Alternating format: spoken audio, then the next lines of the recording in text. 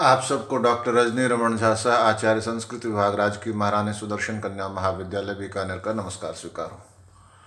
हम कारक प्रकरण पढ़ रहे हैं और कारक प्रकरण में हमने षष्ठी विभक्ति प्रारंभ कर दी है। पहले षष्ठी शेषे में हमने उसका अध्ययन कर लिया। अब उसके बाद अगला सूत्र है षष्ठी हेतु प्रयोगे। षष्ठी हेतु प्रयोगे यानी कि हेतु शब्द का जब प्रयोग होता है तो जिससे वह जुड़ा हुआ है हेतु, वह उसकी षष्ठी विभक्ति होती है। इससे पहले हमने हेतु एक था जो हमें नहीं पढ़ने को मिला। हेतु एक सूत्र होता है कि जो कारण होता है, जो उद्देश्य होता है, उसमें तृतीया होती है। जैसे मान लीजिए कहा गया कि पढ़ाई के लिए काशी में रहता है, तो अध्ययन उद्देश्य हो गया, तो अध्ययनेन वसति तृतीया। हेतु जो है, हेतु मतलब होता है कारण, उद्देश्य। किस हेतु से जा रहा है, तो पढ़ने के हेतु से जा रहा है, पढ़ने के उद्देश्य से जा रहा है, तो हेतु का अर्थ होता है। लेकिन जब हेतु का अर्थ होने के अलावा हेतु शब्द का भी प्रयोग हो जाए, जैसे कहा जाए कि भाई अध्ययन के हेतु जा रहा है, तो वहाँ यहाँ अध्ययन भी हो गया और हेतु भी हो गया, दोनों हो गया। अध्ययन के लिए जा रहा है नहीं कह के यदि कहा जाए कि अध्ययन के हेतु से जा रहा है, अध्ययन, तो हेतु शब्द का भी प्रयोग हो गया।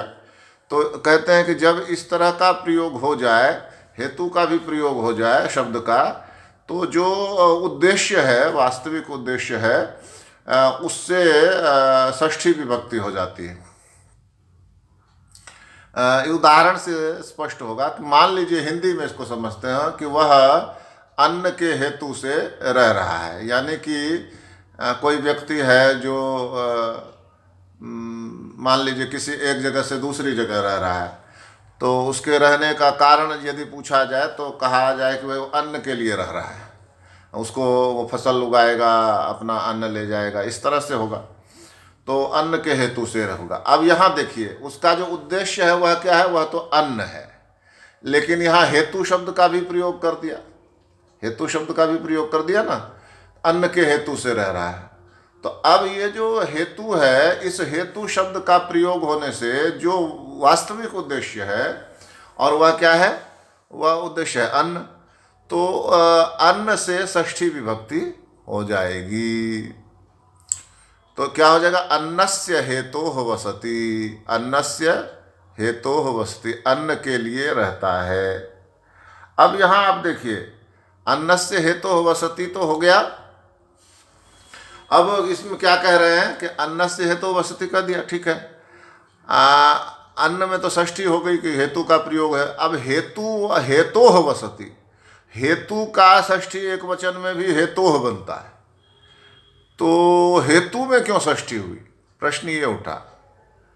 अन्नस्य हेतु वसति, तो हेतु वसति तो समझ में आ गया, अन्न क्या में षष्ठी क्यों हुई, क्योंकि हेतु शब्द का प्रयोग है, तो वहाँ षष्ठी हो गई। किंतु स्वयं हेतु में षष्ठी क्यों हुई, यह एक बड़ा प्रश्न है और इसका आसानी से उत्तर नहीं मिलता। लेकिन यहाँ कहा गया है कि हेतु जो है वह विशेषण है, किसका, अन्न का। हेत्वन्न, अन्न हेतु। जैसे यदि हम हिंदी में इसको समझें तो लाल घोड़ा है, यहाँ पर लाल जो है वह विशेषण है और घोड़ा जो है वो क्या है, विशेष्य है। तो जो मान लीजिए हम कहें रक्तः अश्वः, अब अश्वः को यदि हम षष्ठी कर दें अश्वस्य, तो रक्त में भी षष्ठी आएगी, रक्तस्य अश्वस्य। रक्त में तृतीया कर दें अश्वेन, तो रक्तेन अश्वेन, ऐसे हो जाएगा।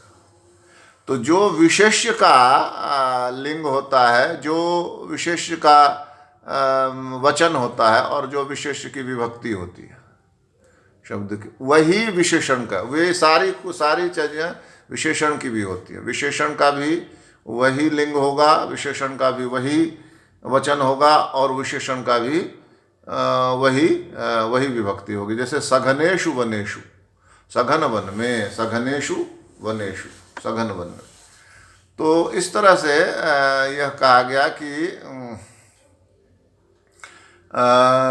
सघन मतलब विशेष्य विशेषण मतलब समानाधिकरण होता है। इसमें समानाधिकरण का अर्थ होता है कि जिस विभक्ति में विशेष्य होगा वही उसी विभक्ति में विशेषण होगा। ये बिल्कुल तय बात है। तो समानाधिकरण होता। अब यहाँ पर अन्न जो है, अन्य अन्न जो है वह क्या है? अन्न हेतु है। तो अन्न हेतु है तो विशेषण कौन हुआ? हेतु। विशेषण हुआ हेतु और विशेष हुआ अन्न। विशेषण क्या हुआ? हेतु और विशेष हुआ अन्न। तो ऐसा होने पर अन्न चूंकि षष्ठी में है और हेतु उसका विशेषण है तो हेतु से भी षष्ठी होगी। अब आप कह सकते हैं कि हेतु अन्नस्य वसति कर लें या अन्नस्य हेतु वसति कर लें, उससे कोई अंतर नहीं पड़ता। संस्कृत में किसी को भी आगे रख सकते हैं, किसी को भी पीछे रख सकते हैं। अश्वैन रक्तेन ऐसे भी बोल सकते हैं। रक्तेन अश्वैन की जगह अश्वैन रक्तेन भी बोल सकते हैं। लेकिन इसको समझना आवश्यक है कि दोनों में विशेष्य कौन है और विशेषण कौन है। तो मान लीजिए कोई व्यक्ति अन्न चाह रहा है और अन्न के लिए रह रहा है। तो मान लीजिए मेरे पास कोई व्यक्ति काम करने आया कि आप मैं काम कर दूंगा अन्न के हेतु से। तो जब मैं उसको अन्न दे रहा हूँगा तो वो खाली अन्न नहीं रहेगा, वो क्या हो जाएगा? हेतु अन्न। ऐसा अन्न जिसके लिए जो हेतु था, हेतु है किसका? उस आदमी का काम करने का। वो आदमी किसके लिए काम कर रहा है? अन्न के लिए काम कर रहा है। तो उसका हेतु क्या हो गया? अन्न। जैसे मान लीजिए कोई ऐसे ही खेलता है तो उसका कोई हेतु नहीं है, समय काटना उसका हेतु है। तो वो समय काटना हेतु मान सकते हैं। बाकी बहुत से कामों का हमारा कोई हेतु नहीं होता। जैसे मान लीजिए कि हम इधर उधर घूमते हैं तो उसका क्या हेतु होता है? उसी तरह से चलते चलते जो है नाक खुजाने लगते हैं, उसका कौन सा हेतु है? चलते चलते एक पत्ता मिल गया, उसको तोड़ लिया, उसका क्या हेतु? तो बहुत से कामों का कोई हेतु नहीं होता। लेकिन जब हेतु है कि मैं काम करूंगा तो मुझे अन्न मिलेगा, तो ये जो अन्न है वह कौन सा अन्न है? हेतु अन्न है। कि उसका हेतु था कि यह अन्न मुझे मिले और वो अन्न उसको मिल गया, तो वो क्या हो गया? उसके हेतु का अन्न है। तो इसलिए हेतु क्या हो गया? उसका विशेषण हो गया। अन्न जो है उसका विशेष्य हो गया। तो विशेष्य हो गया तो अन्न विशेष्य हो गया। तो अन्न षष्ठी में है, तो अन्न षष्ठी में है तो अन्नस्य है, तो हेतु भी षष्ठी में हो जाएगा। तो उसका षष्ठी में हो जाए तो हेतु हो गया। अन्नस्य हेतु वसति। इसका बड़ा ही सुंदर उदाहरण कालिदास के उसमें है, रघुवंश में है, जहाँ वो सिंह कहता है, आपको याद होगा, फर्स्ट ईयर में पढ़ा होगा आपने, कि सिंह कहता है कि अल्पस्य हेतु बहु हातुम इच्छन। तुम अल्प के लिए, एक इस गाय के लिए बहु हातुम इच्छन, बहुत सी चीज़ों को छोड़ देना चाहते हो। तो विचार मूढ़ प्रतिभासी में तुम मुझे मूर्ख लगते हो, मूर्ख की तरह लगते हो। तो यहाँ अल्पस्य हेतु हो, अल्प के लिए बहु हातुम इच्छन, बहुत को छोड़ देना चाहते हो, ऐसा कहा गया। तो इस तरह से षष्ठी हेतु प्रयोगे इसको समझा गया। इसके बाद अगला सूत्र है सब आधारोधिकरणम। आधारो अधिकरणम, आधार का की अधिकरण संज्ञा होती है। तो इसमें कहते हैं कि कर्ता और कर्म के द्वारा, कर्ता और कर्म के द्वारा उनमें रहने वाली क्रिया के आधार कारक की अधिकरण संज्ञा होती है। कर्ता क्रिया करता है और कर्म जो है वो क्रिया भले ही ना करे, लेकिन कर्म क्रिया का सीधा संबंध उससे कर्म पर पड़ता है, संबंध कर्म से है। तो कर्ता अपनी क्रिया के द्वारा कर्म को ही पाना चाहता है सबसे ज़्यादा, इसलिए कर्म में भी क्रिया होती है। तो कर्ता और कर्म के द्वारा उनमें रहने वाली क्रिया के आधार कारक की, तो कर्ता और कर्म के द्वारा उनमें रहने वाली क्रिया के आधार कारक की अधिकरण संज्ञा होती है। तो उस क्रिया की, रहने वाली क्रिया के आधार कारक की, क्रिया का जो आधार कारक है यानी आधार है, उसकी अधिकरण संज्ञा होती है। कर्ता क्रिया करता है तो वह क्रिया कर्ता में भी है और वह क्रिया कर्म में भी है, क्योंकि वो कर्म उस क्रिया के द्वारा कर्म को ही पाना चाहता है। क्रिया जब होगी तभी तो कर्ता कहलाएगा कोई, क्रिया होगी ही नहीं तो कर्ता कैसे कहलाएगा? कर्ता वही है ना जो क्रिया करता है, और क्रिया जब नहीं होगी तो कर्ता कैसे होगा? तो क्रिया कर्ता में है और क्रिया कर्म में भी। कर्म में कैसे है? क्योंकि कर्ता उस क्रिया के द्वारा कर्म को ही पाना चाहता है। मैं विद्यालय जाता हूँ, तो मैं विद्यालय जाता हूँ मैं कर्ता है जो जाना रूपी क्रिया करता है, और वह जाना रूपी क्रिया किसके लिए कर रहा है? तो उसका मुख्य उद्देश्य क्या है, किसको विशेष रूप से प्राप्त करना चाहता है? तो विद्यालय को। तो मैं विद्यालय जाता हूँ, मैं विद्यालय क्या हो जाएगा? कर्म हो जाएगा। कर्ता और कर्म हो जाएगा। अब उदाहरण है, उदाहरण से ज़्यादा अच्छी तरह से समझ में आएगी बात। इसका उदाहरण है कटे आस्ते, चटाई पर बैठता है। कटे मतलब चटाई पर, और आस्ते मतलब बैठता है। आस बैठना, और आस्ते हो गया उससे। तो यहाँ पर क्या है? आस्ते क्रिया यानी बैठता है क्रिया का आधार उसका कर्ता है। आस्ते क्रिया का आधार कौन है? कर्ता है। बैठने रूपी क्रिया किस में हो रही है? कर्ता में हो रही है ना। तो ये बैठने रूपी क्रिया का आधार कौन है? कर्ता है। तो अब और उस कर्ता का आधार कौन है?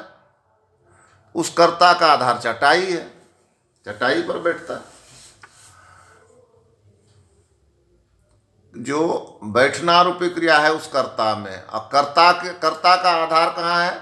चटाई में, चटाई पर बैठता है। तो परंपरा से, यानी कि अगर आप देखें तो क्रिया तो है कर्ता में, कर्ता है चटाई पर, तो क्रिया किस पर हो गई? चटाई पर। चटाई से भी संबंध हो गया ना उसका, चटाई उसका आधार हो गया उस क्रिया के। यदि बैठना रूपी क्रिया नहीं होगी तो चटाई का कोई मतलब ही नहीं है। जब बैठना नहीं है तो चटाई की जरूरत क्या है? चटाई तो बैठने के लिए है ना। तो क्रिया जो है वह कर्ता में, और कर्ता कहाँ है? कटे, चटाई पर। तो इस तरह से क्रिया भी किस पर है? क्रिया का भी आधार कौन हुआ? कट, चटाई। तो अब उक्त सूत्र से किसकी? चटाई के यानी कट की अधिकरण संज्ञा होगी, क्योंकि वह आधार है किसका? कर्ता का, जिसमें क्रिया है। तो कट की जब क्या कहते हैं वो अधिकरण संज्ञा हो गई, और सप्तमी अधिकरणी सूत्र से उससे सप्तमी विभक्ति हो गई। तो सप्तमी विभक्ति जब हो गई तो कटे, एक वचन सप्तमी, एक वचन में कटे रूप बनता है, और इस तरह से कटे आस्ते रूप की सिद्धि हो जाती है। दूसरा है स्थाल्याम पचती, थाली में पकाता है। तो थाली में पकाता है तो पकाता है, तो पकाने वाला कौन है? कर्ता। तो कर्ता थाली में है क्या? नहीं। थाली में कौन है? तो थाली में चावल है, रोटी है, उसी को पकाता है ना, तो थाली में पकाता है। तो यहाँ पर कर्म है। कर्म क्या? जैसे मान लो ओदनम, मान लो चावल है, वो है, या फिर रोटी है, तो ये कर्म हुआ, कर्ता नहीं है ना। ये जो पकाना रूपी कर्म क्रिया है वो किसको प्राप्त करना चाहते हैं? चावल को या रोटी को, उसके द्वारा। तो इसलिए वो कर्म है। और वो कर्म कहाँ पर है? उस थाली में, थाली में, थाली। तो इस थाली की क्या हो जाएगी? उक्त सूत्र से अधिकरण संज्ञा हो जाएगी। और सप्तम्य अधिकरणीय सूत्र से उसमें भी पंचमी या सप्तमी हो जाएगी, स्थाल्याम बनेगा। स्थाली का सप्तमी एक वचन में स्थाल्याम होता है, और फिर तब स्थाल्याम पचती, यह इस रूप की सिद्धि हो जाएगी। तो इस तरह से आज हमने 2 सूत्र पढ़े, शेष हम आगे देखेंगे। आभार, धन्यवाद।